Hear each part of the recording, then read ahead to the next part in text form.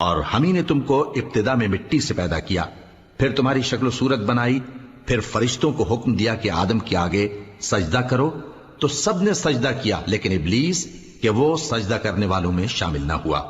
اللہ نے فرمایا جب میں نے تجھ کو بھی حکم دیا تھا تو کس چیز نے تجھے سجدہ کرنے سے باز رکھا؟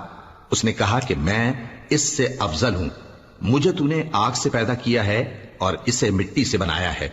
فرمایا تو بہشت سے اتر جا، تجھے شایع نہیں کہ یہاں تکبر کرے، پس نکل جا کہ تو ذلیل لوگوں میں سے ہے۔ اس نے کہا کہ مجھے اس دن تک مہلت عطا فرما جس دن لوگ قبروں سے اٹھائے جائیں گے۔